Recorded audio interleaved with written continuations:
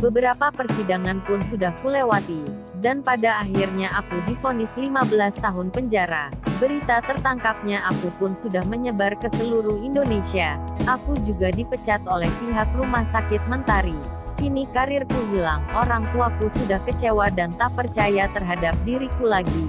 Bahkan teman-temanku mulai menjauhiku.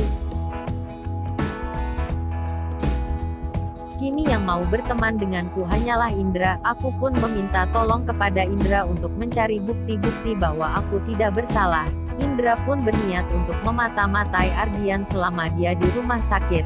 Sebenarnya, aku takut Indra terkena kasus yang sama dengan diriku karena memata-matai Ardian. Tapi Indra tetap bersikeras untuk memata-matai Ardian. Suatu hari, Indra mencoba untuk mengawasi Ardian. Selama diawasi oleh Indra, gerak-gerik Ardian sangat mencurigakan. Gerak-gerik Ardian yang paling mencurigakan adalah ketika Ardian keluar dari ruang operasi paling terakhir dibanding perawat lainnya. Saat keluar dari ruang operasi pun, Ardian membawa kantong plastik berwarna hitam seperti yang aku lihat dulu. Ardian pun langsung pergi ke ruangannya dan segera berganti pakaian. Setelah berganti pakaian, Ardian buru-buru pergi dengan membawa kantong plastik berwarna hitam tersebut. Awalnya Indra ingin mengikuti kemana Ardian pergi, tapi sayangnya, sesaat lagi Indra harus melakukan operasi sehingga ia tidak bisa keluar dari rumah sakit.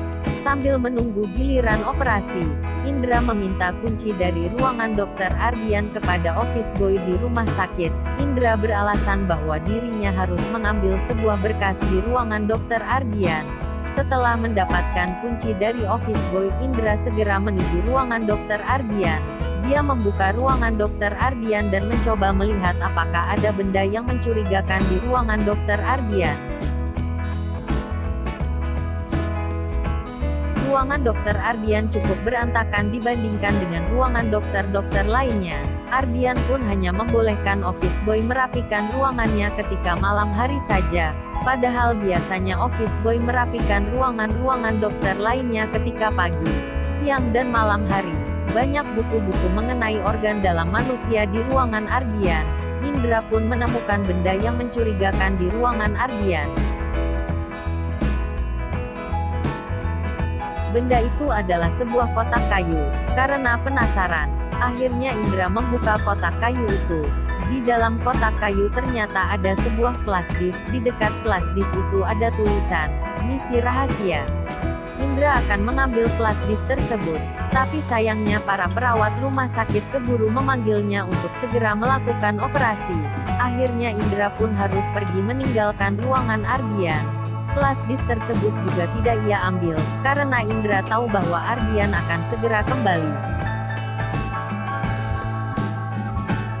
Keesokan harinya, Indra berniat untuk masuk ke ruangan Ardian lagi. Saat Indra meminta kunci ruangan Ardian, para office boy tidak mau memberikannya karena mereka disuruh oleh Ardian. Tampaknya, ada office boy yang bilang bahwa kemarin Indra meminta kunci ruangan dokter Ardian. Setelah sekian lama Indra berpikir, akhirnya Indra memutuskan untuk masuk ke ruangan Ardian melalui jendela. Awalnya Indra takut dituduh sebagai pencuri karena memasuki ruangan Ardian melalui jendela. Tapi Indra tahu di ruangan Ardian tidak ada CCTV. Indra pun memberanikan diri untuk masuk melalui jendela.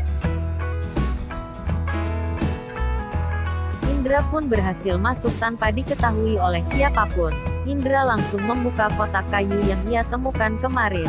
Untung saja flash disk itu masih ada. Indra segera mengcopy file dari flash disk tersebut, lalu buru-buru pergi.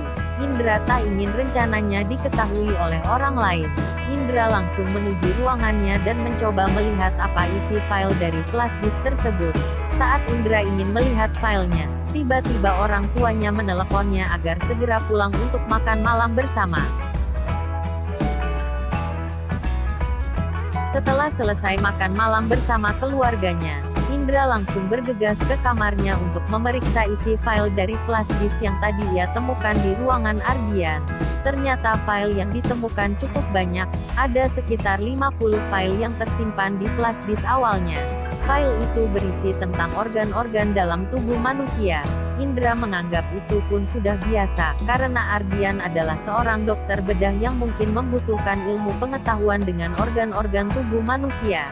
Tetapi betapa terkejutnya Indra ketika melihat file paling bawah.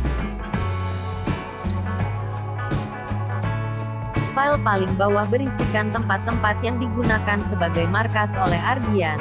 Melalui file itu pun, Indra mengetahui bahwa Ardian selalu pergi ke sebuah gudang penyimpanan tangki air di sebelah suatu sekolah setelah selesai melakukan operasi. Indra langsung pergi ke kantor polisi untuk menemuiku. Indra menceritakan semuanya kepadaku. Aku yang terkejut pun langsung berkata, "Indra, bantu aku untuk keluar dari penjara ini secara diam-diam." Untuk apa kau keluar secara diam-diam? Aku ingin bertemu Ardian dan menangkapnya. Please, tolong aku ya. Baiklah, nanti malam aku akan membantumu keluar dari penjara secara diam-diam. Siap-siap ya. Pukul 11 malam, Indra pun datang dan berusaha membantuku untuk keluar dari penjara ini secara diam-diam. Kebetulan ruangan di penjara yang aku tempati, ventilasinya mengarah tepat ke halaman belakang kantor polisi. Indra segera merusak jeruji besi yang ada di ventilasi ruanganku, agar ventilasinya bisa dilewati diriku untuk kabur dari ruangan penjara ini. Untung saja, aku tinggal di ruangan penjara ini sendirian sehingga aku bebas untuk keluar. Setelah jeruji besi yang ada di ventilasi rusak, Indra segera melemparkan tali dan menarik aku keluar. Terima kasih ya sudah bantuin aku keluar dari penjara ini secara diam-diam. Sama-sama, tetapi apakah kita tidak akan terkena masalah karena melakukan hal ini? Kita akan terkena masalah jika hari ini kita tidak bisa menangkap Ardian dan mengumpulkan bukti. Maka dari itu kita harus berusaha sebisa mungkin. Baiklah, kalau begitu kita segera pergi ke gudang penyimpanan tangki air di sebelah sekolah. Aku dengan Indra langsung pergi ke gudang penyimpanan tangki air. Sesampainya di gudang penyimpanan tangki air, aku melihat mobil Ardian yang terparkir di depan gudang tersebut. Aku dan Indra segera masuk sambil mengendap-endap. Tak lama kemudian, aku melihat Ardian sedang mengamati tangki-tangki air yang ada di gudang ini. Aku yang melihat Ardian pun langsung berkata, "Hei Ardian, cepat segera serahkan dirimu ke polisi atas semua yang sudah kamu lakukan." Wah, mengapa tahanan polisi ada di sini? Kau sudah bebas atau kabur dari penjara?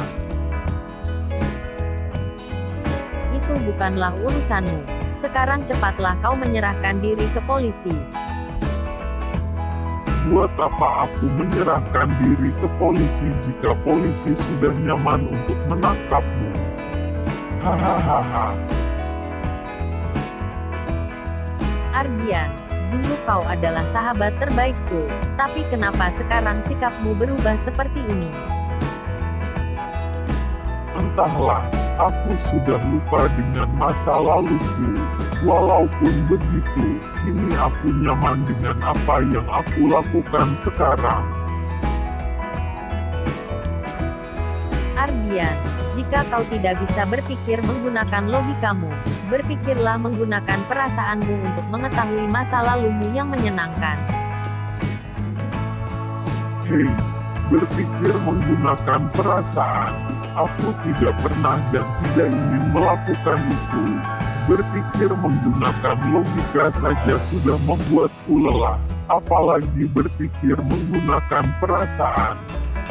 Dan sekarang logikaku mengatakan bahwa aku harus melakukan sesuatu. Tiba-tiba saja Ardian melakukan sesuatu yang membuatku dan Indra terkejut. Hal yang dilakukan Ardian adalah bersambung.